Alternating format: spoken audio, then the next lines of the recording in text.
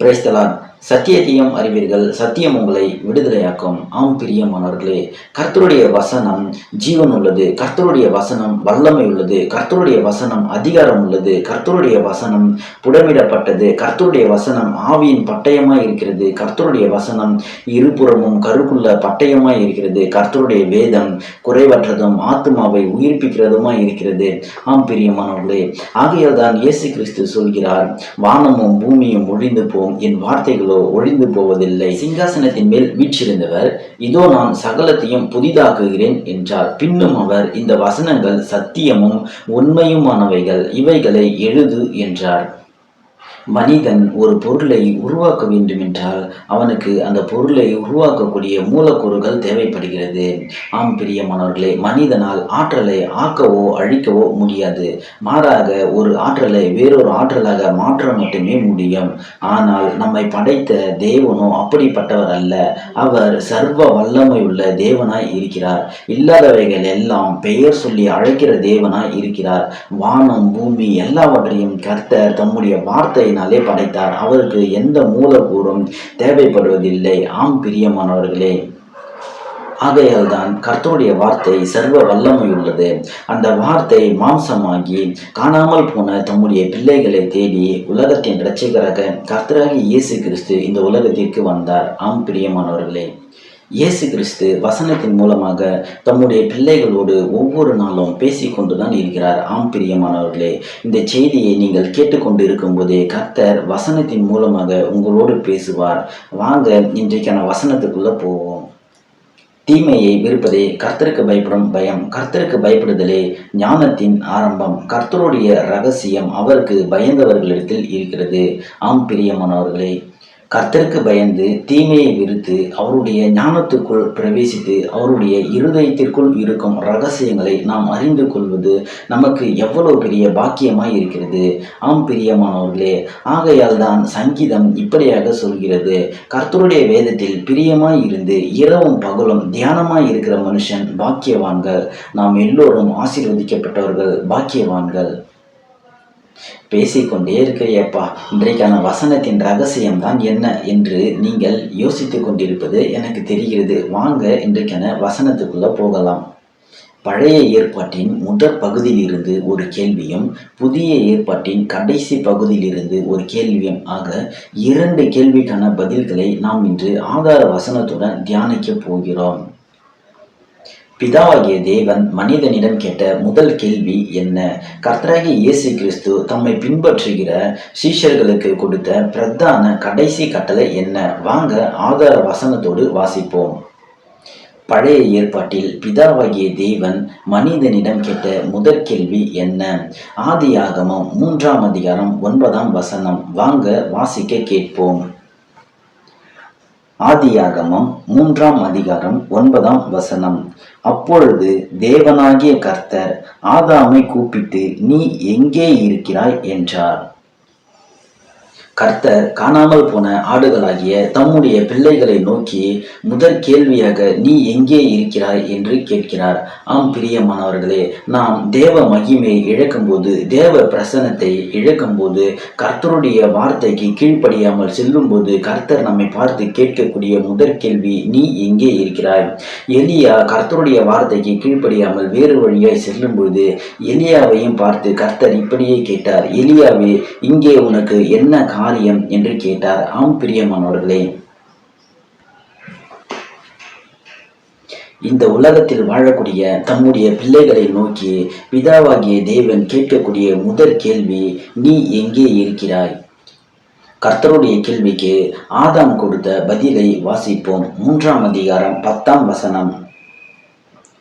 அதற்கு அவன், நான் தேவனுடைய சத்தத்தை தோட்டத்திலே கேட்டு நான் நிர்வாணியாய் இருப்பதினால் பயந்து ஒளித்து கொண்டேன் என்றான்.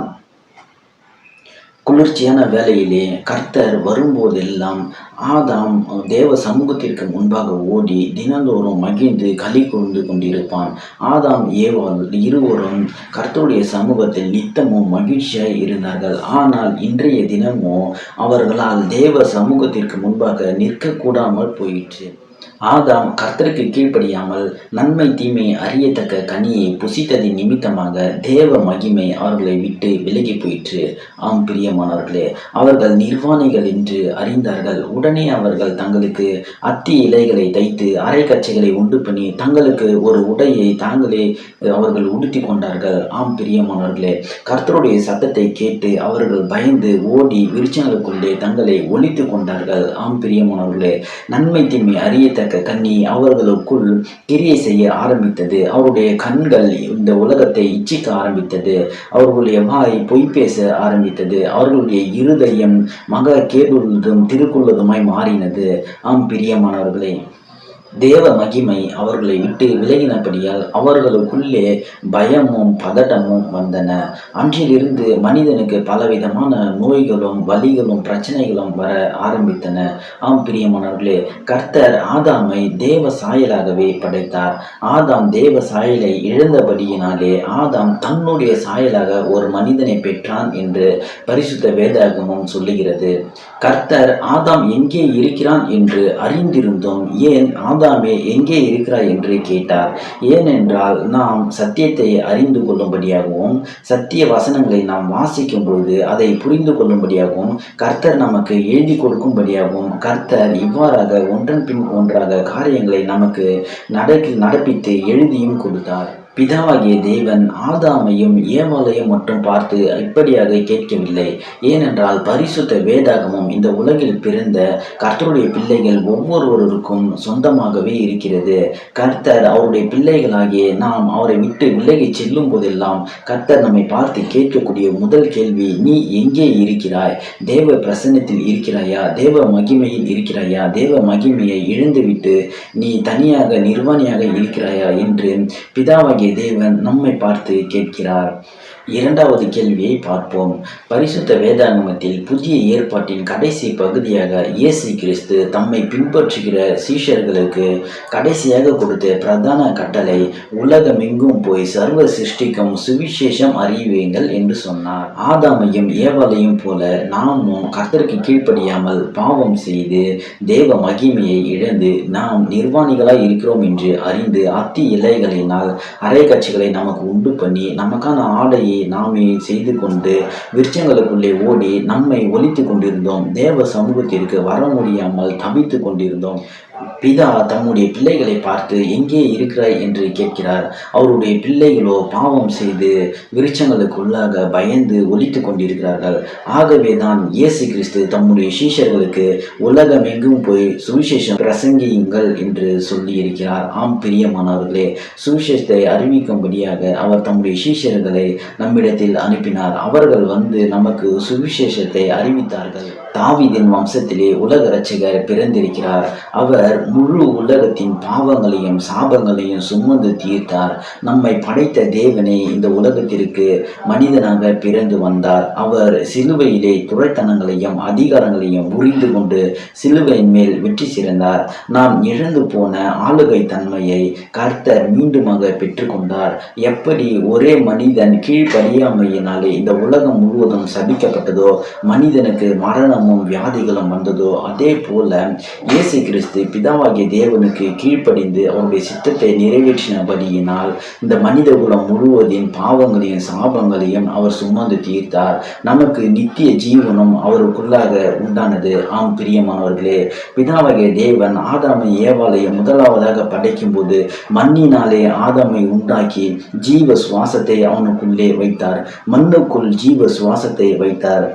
ஆனால் இந்த உலகத்தை ஆளக்கூடிய ஆளுக தன்மையை கர்த்தர் ஆதாம் கையில் கொடுத்தார். ஆதாம் அந்த ஆளுக தன்மையை இழந்து போனபடியினாலே இயேசு கிறிஸ்து இந்த உலகத்திற்கு வந்து கர்த்தருக்கு கீழ்ப்படிந்து அந்த ஆளுகை தன்மையை மீட்டெடுத்தார். ஆம் பிரியமானவர்களே, நாம் மறுபடியும் புதிதாக ஜனிப்பிக்கப்படுகிறோம். முதலாவது பிதாவாகிய தேவன் நம்மை ஜனிப்பிக்கும் போது மண்ணினாலே நம்மை உண்டாக்கி ஜீவ சுவாசத்தை நமக்குள்ளே வைத்தார். ஆனால் இரண்டாவது முறை நம்மை ஜனிப்பிக்கும் பொழுதோ பரிசுத்த இரத்தத்தினாலும் நித்திய ஆவியினாலும் நம்மை ஜனிப்பிக்க போகிறார். ஏனென்றால் அவர் நம்மை விலைக்கிரயமாக வாங்கி கொண்டார். ஏனென்றால் பரிசுத்த இரத்தத்தினாலே அவர் நம்மை விலைக்கிரயமாக வாங்கி கொண்டார். ஆம் பிரியமானவர்களே, நாம் ஆதாமை போலும் ஏவாளை போலும் கர்த்தரை விட்டு விலகி சென்றிருக்கும்போது எப்படி இயேசு கிறிஸ்துவினுடைய சீஷர்கள் வந்து போதகர் மூலமாகவோ நண்பர்கள் மூலமாகவோ வசனத்தின் மூலமாகவோ அநேகர் வந்து எப்படி நம்மை தொடர்பு கொண்டு பாவ வாழ்க்கையிலிருந்து நம்மை மீட்டெடுத்து வசனத்தை சொல்லி சுவிசேஷத்தை அறிவித்து நம்மை எப்படி தேவ சமூகத்திற்கு சபைக்கு கொண்டு வந்து தேவனுக்கு முன்பாக நிற்க வைத்தார்களோ, சபையிலே கொண்டு வந்து சேர்த்து விட்டார்களோ, அதே போல நாமும் இன்னமும் ஆதாமை போலும் ஏவாளை போலும் ஒளிந்து கொண்டிருக்கிற கர்த்தருடைய பிள்ளைகளுக்கு சுவிசேஷத்தை அறிவித்து அவர்களையும் தேவனுடைய சமூகத்திற்கு கொண்டு வர வேண்டும். பிதாவாகிய தேவன் ஆதாமே நீ எங்கே இருக்கிறாய் என்று அவருடைய பிள்ளைகள் அங்கு ஒளிந்து கொண்டிருக்கிற எல்லா பிள்ளைகளையும் பார்த்து கேட்கிறார். நீ எங்கே இருக்கிறாய் என்று கேட்கிறார். இயேசு கிறிஸ்து சொல்கிறார், நீங்கள் உலகமெங்கும் போய் சர்வ சிருஷ்டிக்கும் சுவிசேஷம் அறிவியுங்கள் என்று சொல்கிறார். ஆம் பிரியமானவர்களே, சுவிசேஷம் என் மேல் விழுந்த கடமையாய் இருக்கிறது. நான் ஆதாமை போலும் ஏவாளை போலும் தங்களை ஒழித்துக் கொண்டிருக்கிறவர்களுக்கு கர்த்தரை பற்றின சுவிசேஷத்தை அறிவித்து அவர்களை அவருடைய சமூகத்திற்கு கொண்டு வந்து சேர்க்க வேண்டும். ஆம் பிரியமானவர்களே, வார்த்தையாக தேவன் மாம்சமாகி தாவீதின் வம்சத்திலே பிறந்திருக்கிறார். அவர் உலகத்தின் சாபங்களையும் இந்த பூமியின் சாபங்களையும் மனிதனுடைய சாபங்களையும் எல்லா பாவங்களையும் சுமந்து தீர்த்தார். நமக்கு நித்திய ஜீவனை அவர் கொடுத்தார். நம்முடைய பாவங்களை மன்னித்து அவருடைய சமூகத்திலே நம்மை சேர்த்து கொண்டார். இந்த சுவிசேஷத்தின் நற்செய்தியை நாம் ஆதாமுக்கும் ஏவாளுக்கும் அறிவிக்க வேண்டியது நம்முடைய கடமையாக இருக்கிறது. ஆம் பிரியமானவர்களே, இயேசுவின் சீஷர்கள் நமக்கு சுவிசேஷம் அறிவித்து எப்படி நம்மை அவருடைய சமூகத்தில் கொண்டு வந்து சேர்த்தார்களோ, அதே போல நாமும் கர்த்தருடைய பிள்ளைகளுக்கு சுவிசேஷம் அறிவித்து அவருடைய சமூகத்துக்கு கொண்டு வந்து சேர்க்க வேண்டும். சுவிசேஷத்தின் நற்செய்தி அவர்களுக்கு நாம் சொல்ல வேண்டும். கர்த்தராகிய தேவன் உங்களோடு கூட இருந்து ஆசீர்வதித்து உங்களை வழிநடத்தி செல்வாராக. ஆமீன்.